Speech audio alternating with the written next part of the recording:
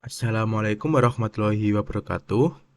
Halo, saya Galipo Syardianto dengan NIM 2305120440.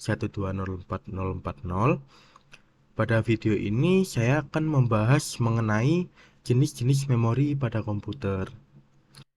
Namun sebelum itu kita akan membahas mengenai apa itu memori.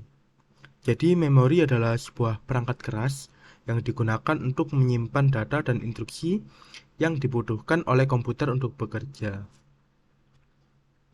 Fungsi dari memori itu sendiri yang pertama adalah menyimpan data, kemudian menyimpan instruksi, dan yang ketiga memproses data secara paralel, dan yang terakhir memanage sistem operasi. Memori memiliki karakteristik. Untuk karakteristik yang pertama adalah volatile. Jadi memori yang volatile, memori tersebut tidak dapat melock datanya, sehingga pada saat memori tersebut dimatikan, maka data yang sudah ditulis pada memori itu akan hilang. Kebalikan dari volatile, ada memori non-volatile. Jadi memori non-volatile itu memori yang apabila memori tersebut dimatikan, maka datanya akan tetap ada. Jadi memori non-volatile dapat melock datanya. Karakteristik yang kedua adalah erasable. Jadi memori yang erasable, data yang sudah ditulis pada memori tersebut itu dapat dihapus kembali. Dan kebalikan dari memori erasable ada memori non-erasable. Jadi memori yang non-erasable, data yang sudah ditulis pada memori tersebut tidak dapat dihapus kembali. Komponen-komponen dari sebuah memori. Yang pertama ada PCB atau Printed Circuit Board. Jadi PCB ini merupakan sebuah papan sirkuit di mana komponen-komponen dari memori itu ditempatkan. Kemudian ada SMT. Jadi apa sih SMT itu? Jadi SMT itu adalah komponen-komponen pendukung seperti resistor, kapasitor, dan sebagainya. Kemudian ada nodes. Nodes itu sebuah cekungan agar memori tidak terbalik pada saat pemasangan. Dan yang keempat ada pin. Jadi pin ini merupakan kaki-kaki RAM yang berhubungan langsung atau kontak dengan slot pada motherboard. Kemudian ada IC atau integrated circuit. Nah, IC pada memori ini tergantung pada tipe dari memorinya. Ada mungkin SDRAM atau DDR RAM, DDR2, DDR3, DDR4, dan sebagainya. Kemudian ada Serial Presence Detect atau SPD. Jadi SPD ini sebuah IC kecil yang fungsinya menyimpan konfigurasi data dari RAM. Dan yang terakhir ada sirkuit. Jadi sirkuit ini jalur-jalur listrik atau data yang menghubungkan tiap komponen. Dan sirkuit ini ada pada PCB. Jenis-jenis memori. Memori ada 3 jenis. Yang pertama ada primary memory atau memori primer, memori utama. Kemudian ada memori secondary, dan yang terakhir ada cache memory. Kita akan bahas jenis yang pertama, yaitu primary memory. Jadi primary memory ini merupakan memori yang dapat diakses langsung oleh CPU. Fungsi dari primary memory ini adalah menyimpan data dan instruksi program yang sedang berjalan. Jadi pada saat komputer itu menjalankan sebuah program, data-data dan instruksi dari program tersebut itu disimpan sementara pada primary memory. Dan primary memory ini bersifat volatile atau memori tidak dapat melock data, sehingga pada saat memori dimatikan datanya akan hilang. Jenis-jenis dari memori primer. Yang pertama ada RAM atau Random Access Memory, dan yang kedua ada ROM atau Read Only Memory. Kita akan bahas yang pertama RAM. Jadi RAM atau Random Access Memory itu jenis memori komputer yang menyimpan data sementara yang digunakan oleh program dan proses yang sedang berjalan. Jadi program dan proses menyimpan datanya sementara pada RAM. Beberapa faktor penting dari RAM. Yang pertama itu ada tipe RAM itu sendiri. Jadi tipe RAM ada banyak variasi ya, seperti SD RAM, DDR, DDR2, DDR3, DDR4 dan sebagainya. Kemudian ada capacity atau kapasitas. Sebuah RAM itu memiliki kapasitas besarnya megabyte atau gigabyte. Kemudian ada FSB atau frontside bus. Jadi frontside bus ini adalah besar jalur data antara prosesor dan RAM. Jadi besar jalur datanya. Kemudian ada bandwidth. Bandwidth ini merupakan kecepatan transfer data. Dan yang terakhir fungsi. Jadi RAM itu ada beberapa fungsi. Yang pertama seperti unbuffered, itu biasanya yang digunakan pada desktop. Kemudian ada ECC dan register. Itu biasanya digunakan pada server. Jenis-jenis dari RAM, yang pertama ada DRAM atau Dynamic Random Access Memory, dan yang kedua ada SRAM atau Static Random Access Memory. Yang pertama DRAM atau Dynamic Random Access Memory. Jadi DRAM ini menggunakan kapasitor untuk menyimpan data. Nah, karena menggunakan kapasitor, data yang ada pada kapasitor itu akan mengalami kebocoran seiring waktunya. Sehingga untuk mempertahankan datanya itu perlu melakukan penyegaran secara berkala. Jenis-jenis dari Dynamic RAM, yang pertama ada SD-RAM atau Synchronous DRAM. Jadi SD-RAM ini itu jenis memori dinamis yang disinkronkan dengan clock CPU. Jenis yang kedua ada DDR SD-RAM. DDR SD-RAM itu merupakan sebuah evolusi dari memori SD-RAM. Bedanya pada DDR RAM atau double data rate, datanya dapat ditransfer pada kedua sisi clock pulse naik dan turun sehingga lebih efektif 2 kali lipat dibandingkan dengan SD-RAM. DDR itu sendiri memiliki banyak generasi mulai dari DDR, kemudian DDR2, DDR3, DDR4 dan yang terbaru untuk saat ini DDR5. Semakin tinggi generasinya maka semakin cepat juga kecepatan transfer datanya. Kemudian ada ECC DRAM atau Error Correcting Code. ECC ini selain dapat menyimpan data, ECC ini dapat mengkoreksi kesalahan pada data. Kemudian kita akan bahas SRAM atau Static Random Access Memory. SRAM ini bedanya dengan Dynamic Random Access Memory atau DRAM. SRAM ini menggunakan pengunci flip-flop. Jadi menggunakan transistor untuk menyimpan setiap bit data. Nah, sehingga tidak memerlukan penyegaran secara berkala. Di sini ada perbandingan antara SRAM dan juga DRAM. Cara kerjanya yang tadi SRAM menggunakan flip-flop dan DRAM menggunakan kapasitor. Karena SRAM menggunakan flip-flop dan tidak perlu penyegaran, maka kecepatan aksesnya lebih cepat, sedangkan DRAM lebih lambat. SRAM ini menggunakan flip-flop sehingga komponennya itu lebih besar, sehingga kapasitasnya lebih kecil dan juga biayanya lebih tinggi. Sedangkan DRAM kapasitasnya lebih besar dan juga biayanya lebih murah.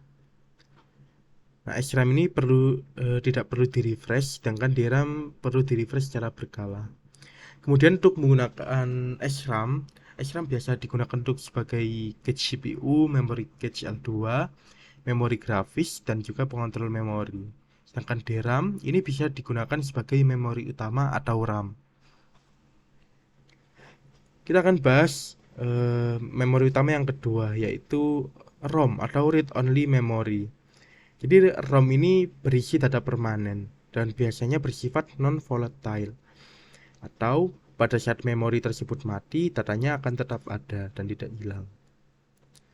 Jenis-jenis dari ROM, yang pertama ada mass ROM, kemudian ada PROM atau Programmable Read Only Memory, kemudian ada EPROM atau Erasable Programmable Read Only Memory, dan yang terakhir ada EEPROM atau Electrically Erasable Programmable Read Only Memory. Yang pertama mass ROM. Jenis ROM ini hanya dapat diprogram sekali pada saat pembuatannya dan tidak dapat diubah setelahnya. Mass ROM biasanya digunakan untuk menyimpan program dasar komputer seperti BIOS. Jadi mass ROM ini tidak dapat diprogram lagi setelahnya. Kemudian ada PROM atau Programmable Read Only Memory. Jenis ROM ini dapat diprogram sekali setelah pembuatannya dengan menggunakan alat khusus. PROM ini biasanya digunakan untuk menyimpan program firmware untuk perangkat keras komputer. Kemudian ada EPROM atau Erasable Programmable Read Only Memory. Jenis ROM ini dapat dihapus dan diprogram ulang dengan menggunakan sinar ultraviolet. Berbeda dengan dua tipe yang sebelumnya, ROM ini dapat dihapus kembali dan diprogram ulang. EPROM biasanya digunakan untuk menyimpan data sistem, operasi komputer, dan data aplikasi yang sudah diinstal. Kemudian ada Electrically Erasable Programmable Read Only Memory atau EEPROM. Jenis ROM ini dapat dihapus dan diprogram ulang dengan menggunakan arus listrik. Hampir sama dengan EEPROM. Bedanya, kalau EEPROM itu dapat dihapus menggunakan sinar ultraviolet, sedangkan EEPROM itu dapat dihapus dengan menggunakan arus listrik saja. Karena kemudahannya, EEPROM ini jenis ROM yang paling umum digunakan pada saat ini. Kemudian kita akan masuk ke jenis memori yang kedua, yaitu secondary memory atau memori sekunder. Jadi memori sekunder ini merupakan ruang penyimpanan permanen untuk menampung sejumlah besar data. Secondary memory itu berada di luar CPU dan motherboard, dan secondary memory bersifat non-volatile atau dapat menyimpan data meskipun dimatikan. Fungsi dari secondary memory yang pertama menyimpan data dan program yang tidak dapat dimuat sekaligus dalam memori utama. Kemudian menyimpan data cadangan atau backup dan file arsip. Karena size atau ukuran dari secondary memory ini umumnya besar-besar, lebih besar daripada primary memory. Macam-macam dari secondary memory, yang pertama ada hard disk drive atau HDD, kemudian ada solid state drive atau SSD, kemudian ada flash drive, kemudian ada optical drive, dan juga magnetic tape. Yang pertama kita akan bahas hard disk drive atau HDD.